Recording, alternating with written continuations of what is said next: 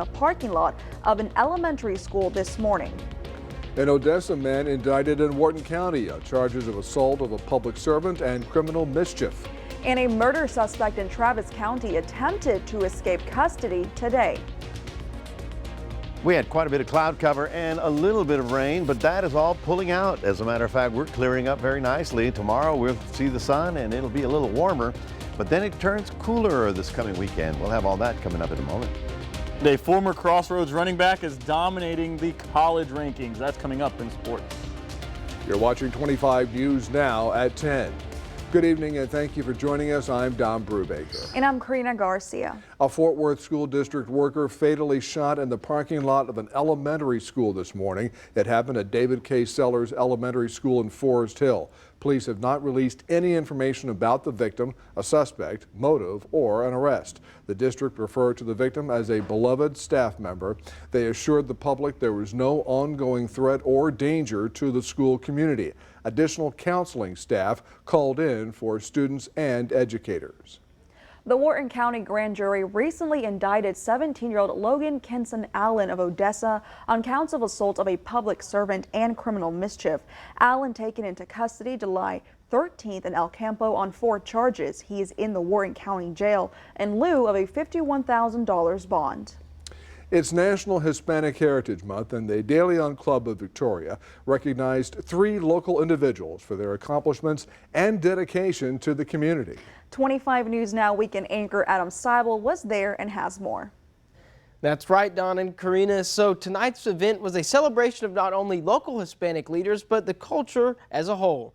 It was sponsored by the De Leon Club of Victoria and took place at UHV. After a dinner and a De Leon Club President's welcome, there were dancers from Victoria schools who performed traditional Hispanic cultural dances. Then came time for the main event, which was the awards ceremony, featuring awards for Dr. Estela de los Santos, who's dedicated her life to education, Cesar Ornelas, who is a philanthropist and entrepreneur who's donated much of his wealth to helping others, and Clara Ramos, a local activist. They were all awarded and honored for their achievements. This is, again, we have started this program since 2010. We honor Hispanics that have contributed to the community, and so it's just a great way of saying, hey, the Hispanic community contributes to everything that America is about.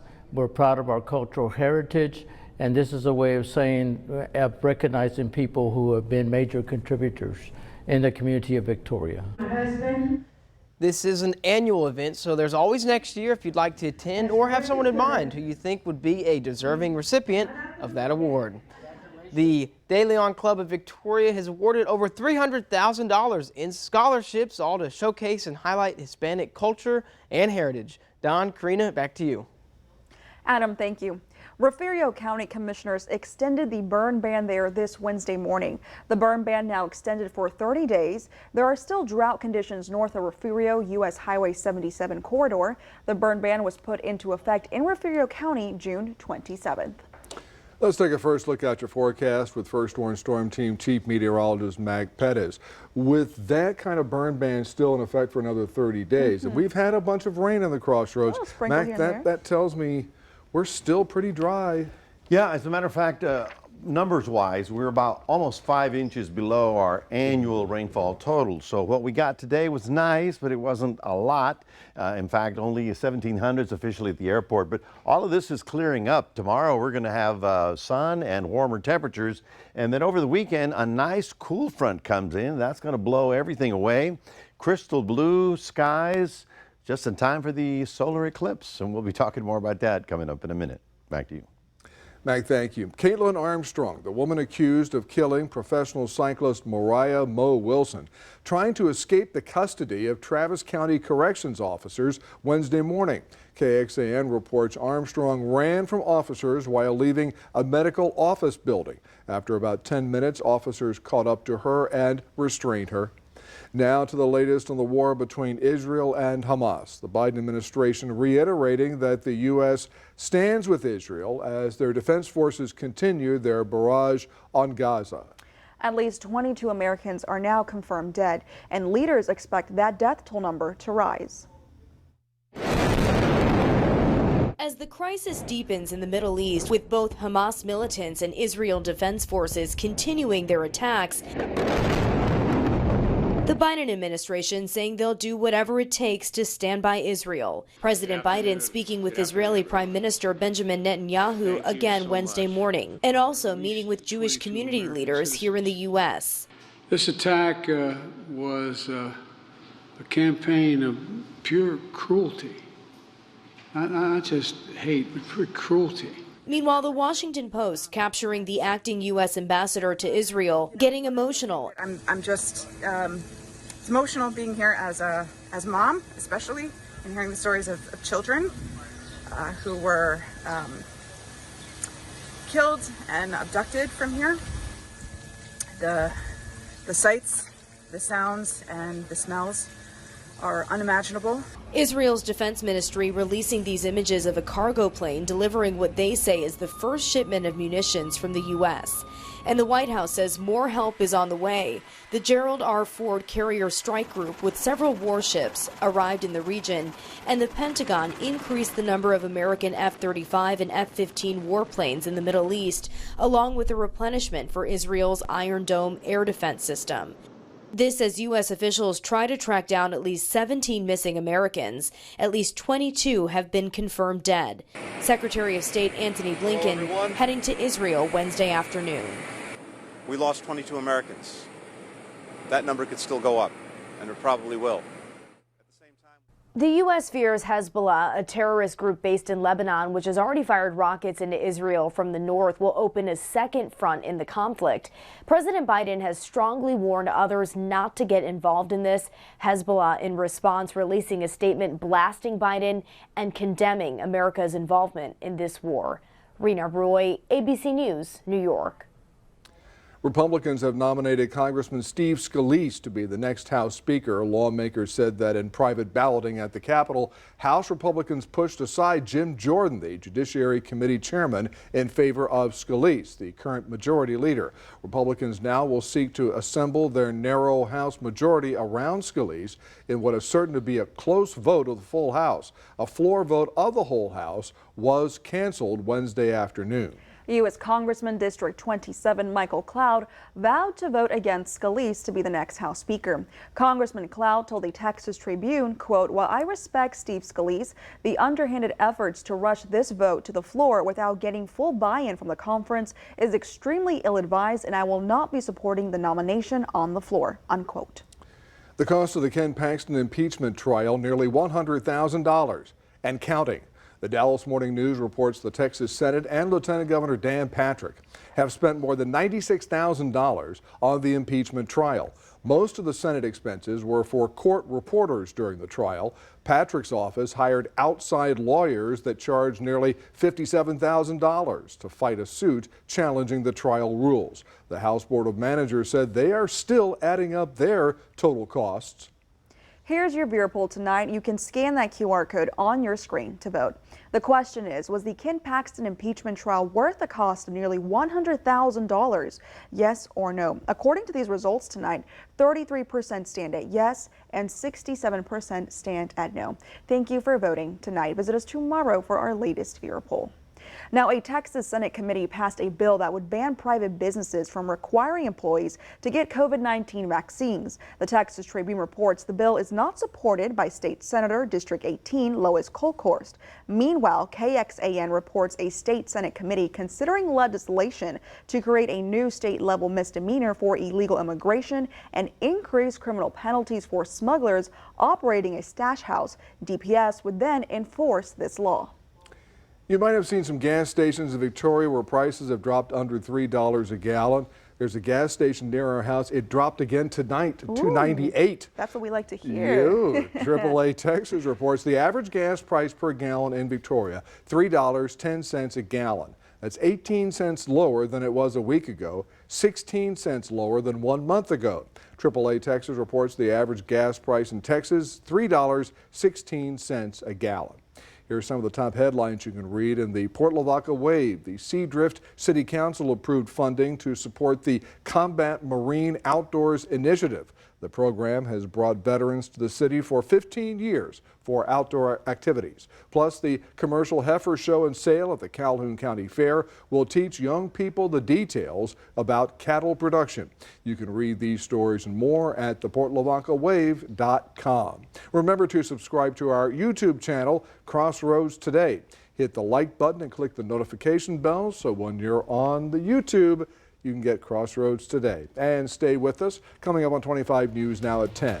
A bomb threat at an international airport in Baltimore leads to an arrest. Also ahead, the Alabama woman who claimed she was kidnapped back in July was found guilty by a court judge.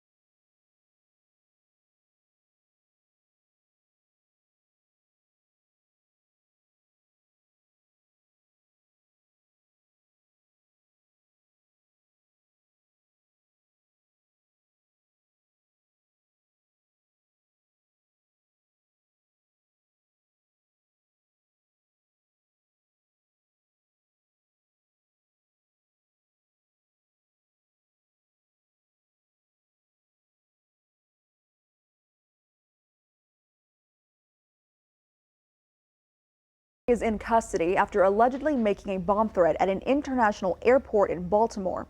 Authorities said a driver parked at the airport claimed to have a bomb in their vehicle. The incident caused the closure of 2 checkpoints to the main terminal. Police closed the airport access road for a time, and air traffic controllers briefly held a departing flight.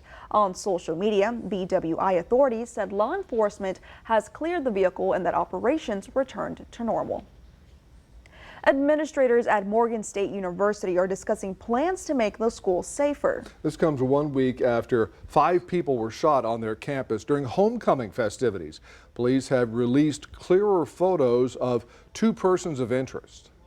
New, extremely clear images show the persons of interest in last week's campus shooting. It's like a breath of fresh air. I know like the first couple images were kind of blurry, so people were kind of like unsure, but now that we can see those faces and know who they are, it's like a big woosah because we know that they'll be caught and handled accordingly. Tuesday night, Morgan State's president David Wilson showed the images at a town hall. The event solely focused on the shooting and the institution's response. Definitely just looking forward to what changes they plan to implement when it comes to security. Right now, Wilson says there's increased security as well as campus-wide patrols and an armed officer stationed near where the incident happened. As for what's planned in the future, he says the university is adding more cameras to their campus-wide coverage. They're exploring how to enhance technology to identify anyone with a weapon and looking at adding more metal detectors, guard booths, and blue lights.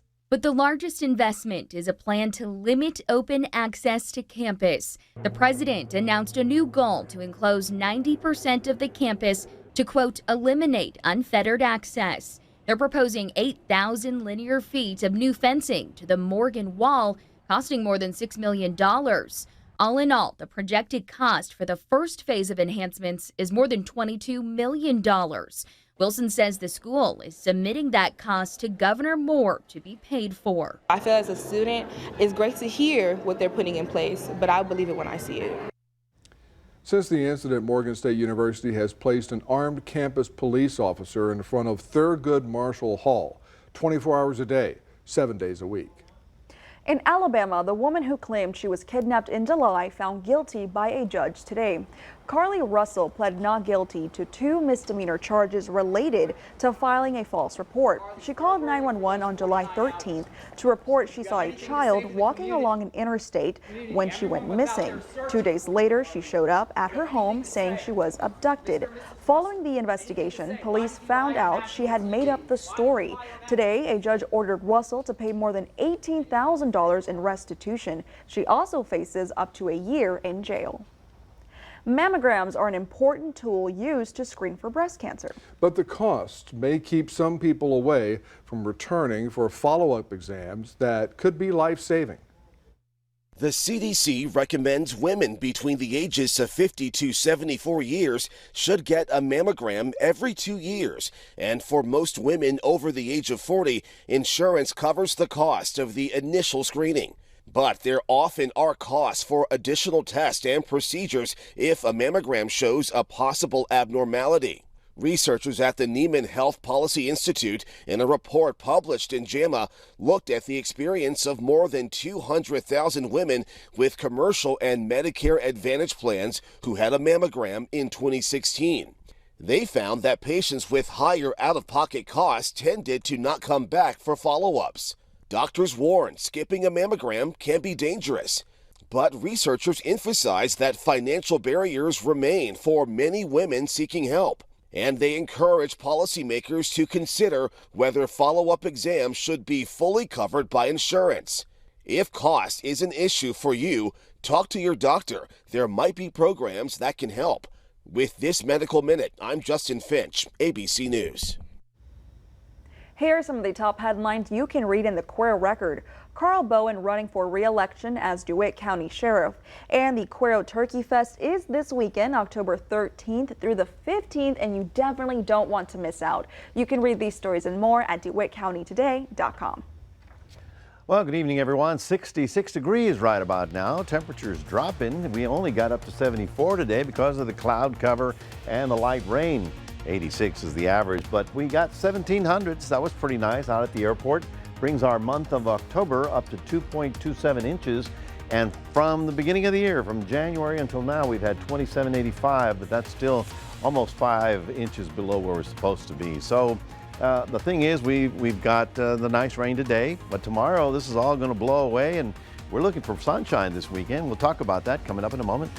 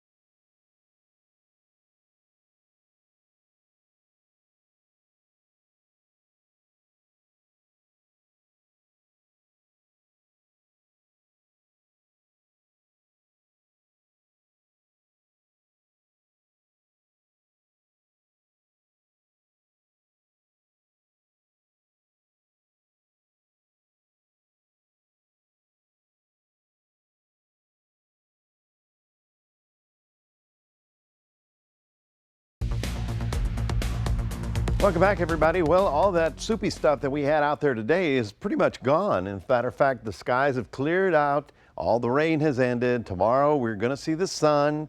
Going to be drier and it's going to be warm and back into the mid 80s. But then the weekend's got a nice cool front coming through. As you can see, all the cloud deck is pulled away. The rain was heavier in deep South Texas earlier, but that is also thinning out as well.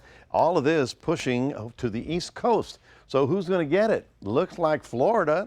As a matter of fact, the panhandle of Florida all the way down to the West Coast, they're probably going to see, I don't know, 5 inches of rain out of this. So it's almost like a tropical storm because remember, these are the remnants of tropical storm.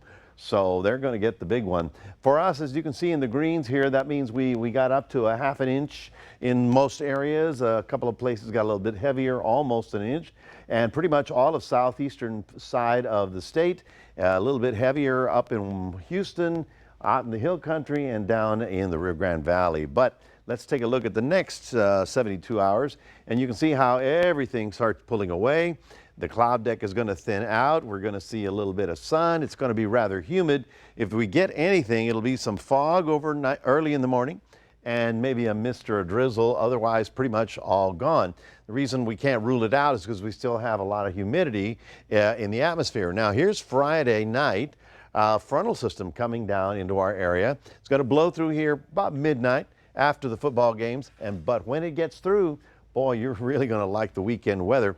Looking at 65 overnight, so in the 60s pretty much everywhere.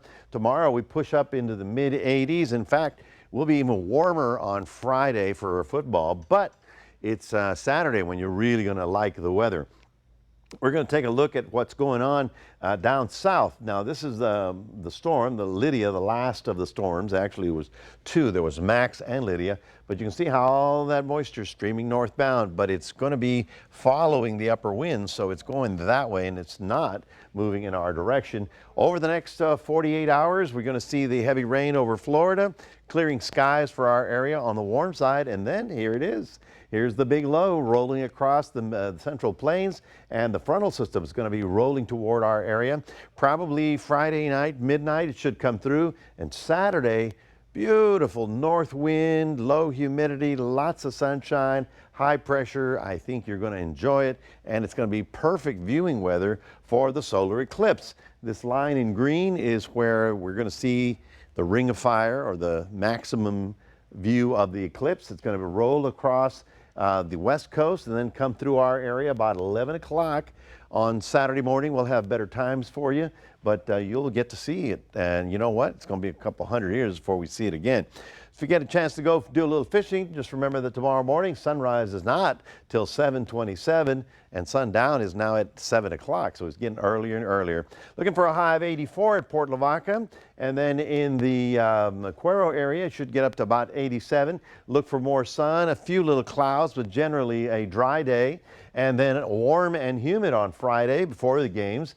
Afterwards, on Saturday morning, northeast wind, not only getting us only up to 80 degrees, but down into the mid 50s at night. Ooh, might need a blanket. Well, at least socks. I think socks would be good. Anyway, folks, that's your 7-day forecast. Reminding everybody we've got a QR code. Love for you to scan that and put Crossroads Today on your phone. Here's Gino with sports. Thanks, Mac. Are the Astros heading back to the ALCS to face off against the Texas Rangers? We'll have highlights in sports.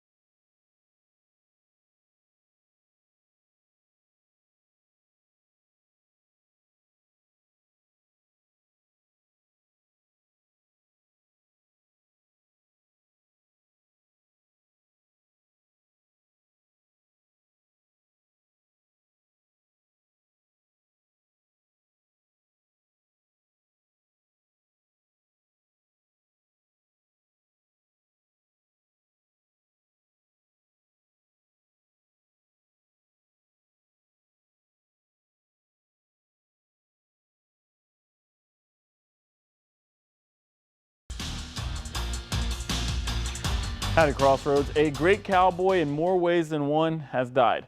Walt Garrison died in a memory loss care facility near Weatherford in North Texas. Garrison was 79 years old. Garrison played in 2 Super Bowls with the Cowboys and 1 Super Bowl VI. He was a Pro Bowl selection in 1972 and was named to the Cowboys' 25th anniversary team. Garrison spent time on the pro rodeo circuit during the off seasons for football. The Houston Astros are heading to the ALCS, and here are the highlights. Astros pitcher gets rocked early on as Lewis goes yard to go up 1-0 early in the bottom of the first inning. But not long after that, Brantley said, "I'll give you a taste of your own medicine," as he goes deep to tie the game just a half inning later, score tied at 1. And Jose Abreu, he's been doing what he's been doing all series long as he goes up in the 4th and he takes 1 yard, bam, right center field, over the wall, 365, goes up 3-1. And Presley would retire the side with a 3-2 count to send the Astros back to the ALCS for the 7th time in a row.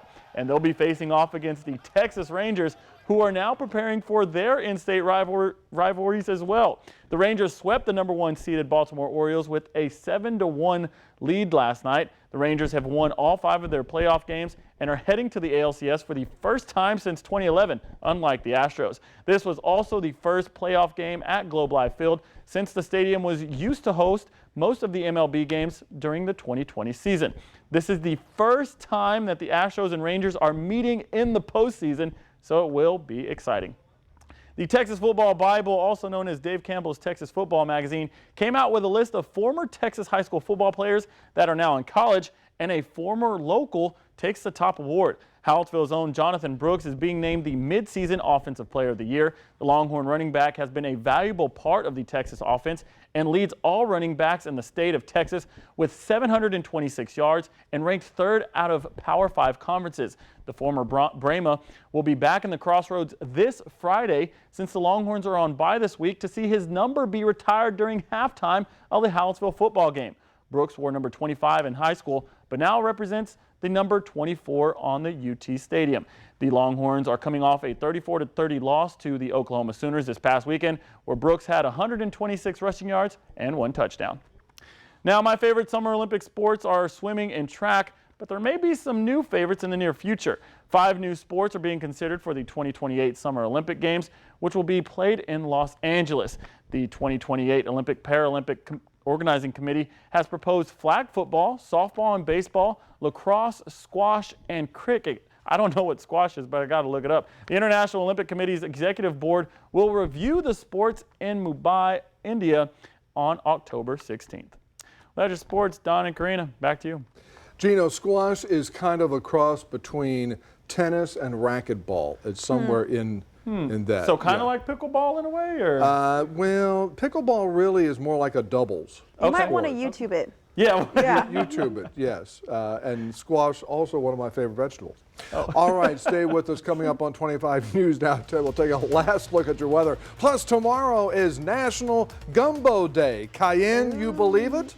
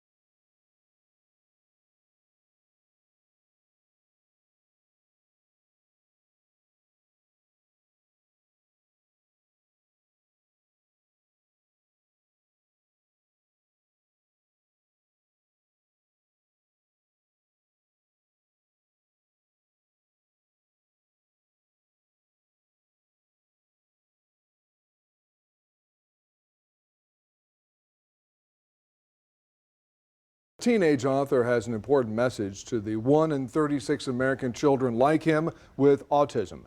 It's in the form of the new book, Ziggy's Super Brain.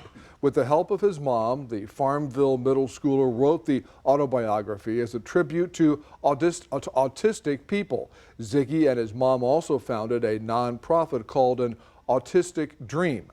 They hope to raise money for those with autism and to open up a sensory center in eastern North Carolina for those with autism. Cool fall weather is the perfect time to enjoy a hearty, warm bowl of gumbo. Specifically on National Gumbo Day, which is going to be tomorrow, Thursday, October the 12th. The dish originated in southern Louisiana in the 18th century and is the official cuisine of Louisiana. Cajun chefs say it must feature the holy trinity of seasoned celery, bell peppers, and onions stewed with meat or shellfish. You can celebrate by going out to eat some gumbo or by making it at home. There's also a World Championship Gumbo Cook-Off this weekend in Louisiana, which we will miss, and I will be devastated about that. I can't believe they had a whole story about gumbo and did not mention okra. I cannot believe that. Really? Why? Okra is part of the gumbo. Yeah. Oh, I mean, yes. yeah, you can add it in. Maybe that's northern Louisiana or Beaumont, Houston. Or Victoria. Or Victoria. Maybe they got gumbo here. So now we know tomorrow's Gumbo Day. We also know that the sun is going to appear tomorrow. All the cloud deck is burned off tonight and tomorrow. We'll see a little bit of fog early in the morning, but then by noontime we'll have lots of sun and get up to about 85. Now, warm for Friday night football, up to about 90 in the afternoon, but it's Saturday that you're really going to like, because of a nice north wind blowing in and keeping us on the low side of humidity and with the maximum side of sunniness. Alrighty, Mac, thank you. And you guys ready for some Hollywood news? Sure. Alrighty, well, Jada Pinkett Smith, ahead of the release of her memoir, she says she and her husband, Will Smith, have been living completely separate lives since 2016. But they were not ready to go public with their separation until recently. Pinkett Smith said they were, quote, a lot of things that led to their breakup. However, she made a promise that they would never separate or officially divorce, rather. The superstar couple is not legally divorced, and they have been married since 1997. And that's your Hollywood scoop for tonight. Thank you. Thank you. Alrighty, and thank you for joining us for 25 News Now at 10. Join Carolina and Parker, 25 News Now Sunrise, 5 a.m. Good night.